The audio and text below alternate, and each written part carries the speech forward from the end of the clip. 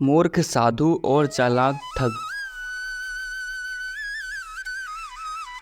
बहुत समय पहले की बात है। एक सीतापुर नाम का गांव हुआ करता था। उस गांव में एक साधु रहा करता था जिसकी सभी लोग बहुत ज़्यादा प्रशंसा करते थे। वह लोगों के यहाँ जाता और हवन पाठ जैसे कार्य किया करता था जिससे उसे बहुत अच्छे पैसे मिलते थे। इसी से वह बहुत ही ज़्यादा मालदार हो चुका था। उसी गांव में एक बिलिया नाम का ठग भी रहा करता था जो लोगों को ठगा करता था। लेकिन साधु जी को इस बात का बिल्कुल ज्ञान नहीं था कि यह ठग है। एक दिन की बात है, साधु जी के घर पर एक बहुत ही अमीर आदमी आता है और वह आकर उनसे बोलता है, साधु बाबा, मुझे अपने यहाँ हवन कराना था। आप आ जाएंगे मेरे यहाँ हवन करने के लिए? मैं थोड़ी परेशानी में चल रहा हूँ। हाँ बच्चा, अवश्य, क्यों नहीं। बताओ कब आना है, मैं आ जाऊंगा। फिर वो आदमी साधु बाबा को दिन तारीख बता देता है और फिर वह वहाँ से चला जाता है। कुछ दिनों बाद जब वह दिन आ जाता है तो साधु बाबा उसके घर जाते हैं। हवन करने के बाद जब साधु बाबा वापस आ रहे होते हैं तो उनसे वह आदमी बोलता है, अरे साधु बाबा, तुम तो अपने साथ एक आदमी रख लो, अपना शिष्य बना लो किसी को। आपको तो काफ़ी ज़्यादा काम पड़ता होगा। हाँ चलो देखता हूँ मैं। इतना कह के साधु बाबा वहाँ से वापस अपने घर आ जाता है और घर आकर सोचता है, अरे वो आदमी कह तो सही रहा था। अब तो मेरे पास धन दौलत भी बहुत हो गई है और मैं कहाँ तक संभाल कर रखूँ इसे।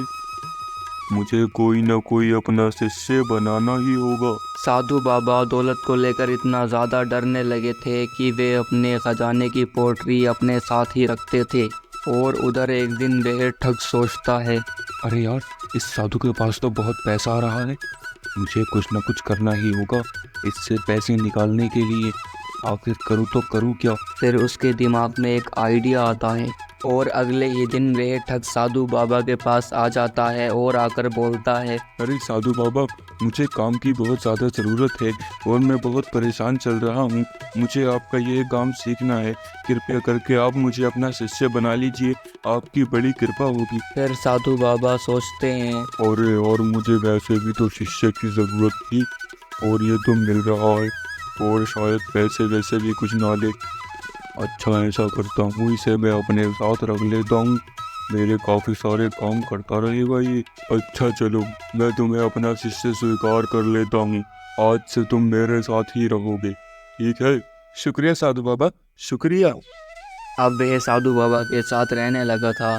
साधु बाबा जहाँ कहीं भी जाते वह उनके साथ साथ जाता और कुछ ही दिनों में उसने साधु बाबा का विश्वास बहुत ही ज़्यादा जीत लिया था।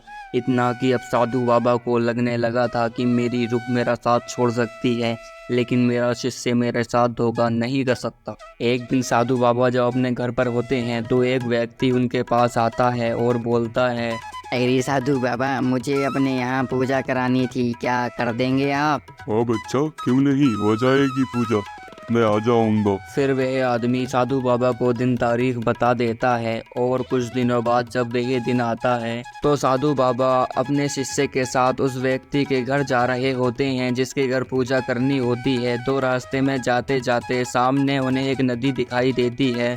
वे सोचते हैं कि मैं यहीं स्नान कर लेता हूँ। अरे तुम ऐसा करो, मैं यही स्नान कर लेता हूँ और जब तक तुम मेरे ये कपड़े पकड़ लो।